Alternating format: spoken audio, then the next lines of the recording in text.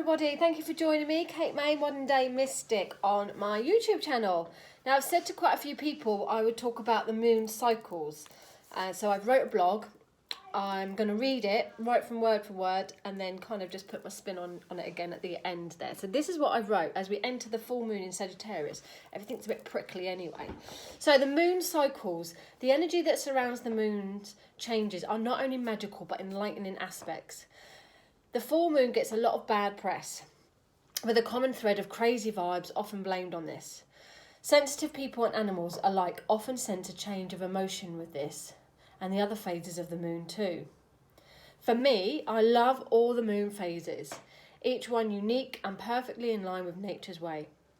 We are made up of high percent of water within our bodies, ranges from 45 to 75% different people. So it's no wonder we are naturally in tune to the emotions of the moon. The tide is affected by the moon, as we know.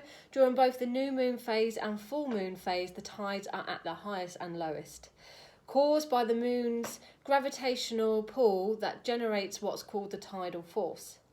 This force created from the Earth's water, where it bulges out on the sides, closest and furthest from the moon, what we know as the tidal high tides. The first moon's phase is the new moon, when the moon is in its first quarter, when the sun and the moon have the same ecliptic longitude. In this phase, the moon or lunar disk is not visible to the naked eye, unless when silhouetted during a solar eclipse. And I believe we have a solar eclipse coming. The new moon is when the moon is between the Earth and the sun. The side that is being lit is the one facing the sun, obviously.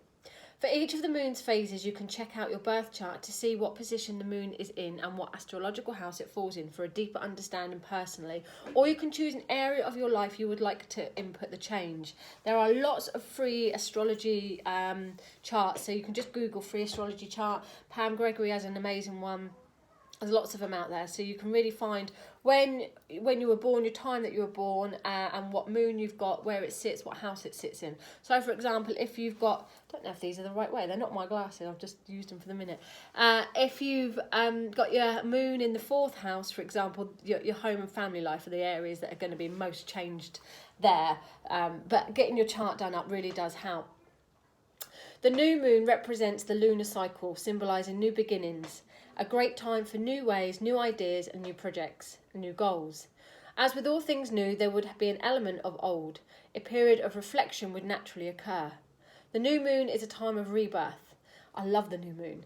Our energies are revitalised and ready for new experiences. As it occurs regularly, it is seen as another chance to start afresh. A perfect time to meditate, journal and prepare your next plan of action and get organised. The next moon phase is the waxing moon, split in two halves, with the first 3 to 7 days roughly after the new moon, when the energy shifts again but is a bit more subtle. The waxing moon takes those new ideas and moves them along a little. Like a seed, the new moon gets planted and watered. The waxing moon is the journeying time, the planning time. I'm sure these are odd. The journeying time, the planning time, and laying the foundation. This is the expansion of our actions. For me, this is when action happens, when any new ideas I have, and I have a few of them, and they start to take shape, they start to form. They are no longer an idea. This time of the month, it's great for doing jobs, sending letters, acting on the ideas.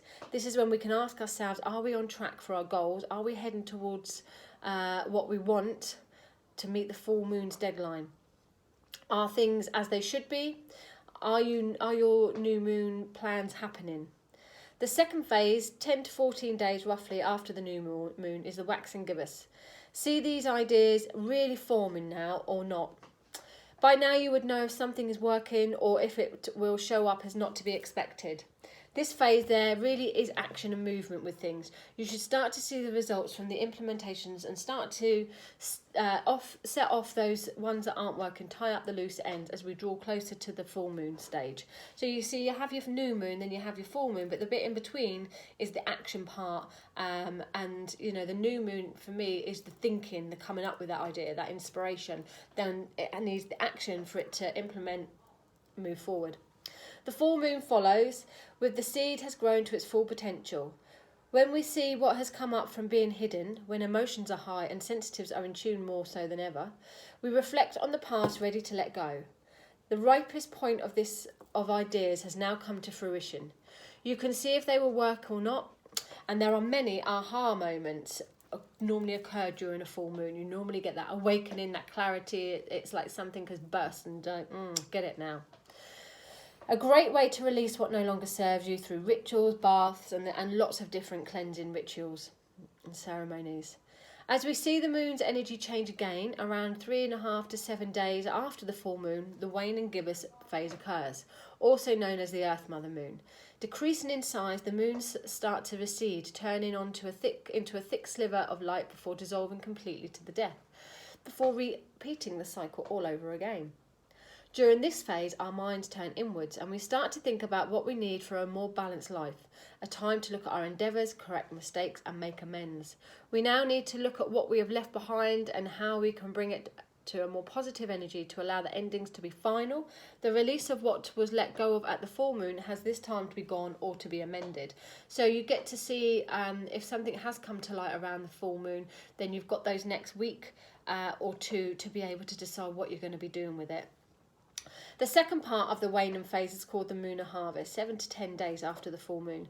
This is when you are seriously done and ready to let the past go for good now. If things have not finalised from before, now would be the time to remove yourself from the situation. The actions of releasing anything that may step in your way, any obstacles and removal of what is no longer needed for sure. If we have finished a relationship, say at the full moon, yet it is not completely over, there may have been unfinished business. This time period allows you for that ending, not just the taking place of it. This allows the rebirth period to start again, fresh and full of hope and new life of the next new moon. Of course, we cannot begin and end everything on the right moon phases, but knowing the moon phases can help balance things in between. So I just wrote that today and thought it would. It's quite interesting that there are, there's lots of moon phases, lots of things going on that we tend to focus on what we hear, what we read most common about, and that is the full moon or the new moon. So there's a lot of things out there for those, but this gives a little bit insight into the other phases in between, the 4 phases if you want, the 2 split between either side there. So if you find that you've got things going on, a new idea, and then you think, well, it's been a new moon, why hasn't anything happening? And then a full moon comes around before you know it, and you think, well, hold on a minute, I'm finishing it and I haven't even started it yet. Now you know that you've got that period in between to work with the moon's energy to be able to get that influence there a little bit stronger. Farmers have been working with the moons for donkeys forever, haven't they? And people often sow their seeds, plant their flowers according to moon cycles. There's again some amazing books out there. I think I've got Moon Time in Earth Time, I think it's called, something like that. That I've had for a long time about the plants. I love my planting and my gardening. So to plant in with Mother Nature when the cycles are there for that, and you get that extra support for all of it.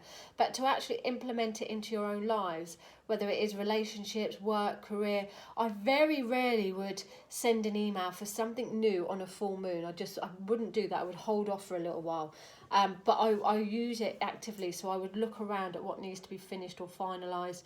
There are things that I could react to, and if it's a new moon or a full moon, I would be very careful how I would react to it and choose my words carefully with things. So it really gives you the control. Once you understand your moon phases, you can get much more control over it. And if you can get to learn your astrology chart as well, if you can understand how the moon works with you in each section, in each house, and whether your moon, my moon is in Aries, so I've got that Mars influence to it. That's where my passion comes from. That's where my get up and go comes from. Otherwise, I'm a Taurus and Capricorn, Sun and Ascendant. So they haven't got any good. Well, Capricorn have. Taurus haven't really got a lot of get up and go to a degree. But that moon in Aries gives me that push. So it's really important to find out where your moon is. It's in my 4th house there, so that's home and family. They're really important, and that matches the Taurus anyway. But it's also where we have a lot of energy coming in the home as well. So the moon will change. So the full moon is in Sagittarius. So what you're looking at is what house your full moon is, but also where Sagittarius sits. and I can't think of mine off the top of my head. There, I'd have to work it out. But you're looking at those areas. That's the area where there's going to be fruition coming from, and obviously it's different each month. So once you can get that under your belt, it really helps. And it may take a year. I think it's good to take a year. Try not to learn it all overnight. Just work with it each month at a time on a personal level. It will come and go, and then by the time you're back through to next year, when you come into the full moon in Sagittarius, you would have done a whole moon cycle, a whole moon phase, and you'll really start to understand, I get it now, I get it. So have a little look at your charts if you've got them. If you haven't got charts, if you're not sure of them, and you don't want to look, that's fine, but try and just be aware of the different phases.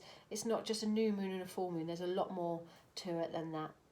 Thank you for watching. Like I said, I promised a few people that I would share that with you, and now that I have, I can tick that off. Take care, everyone. Bye.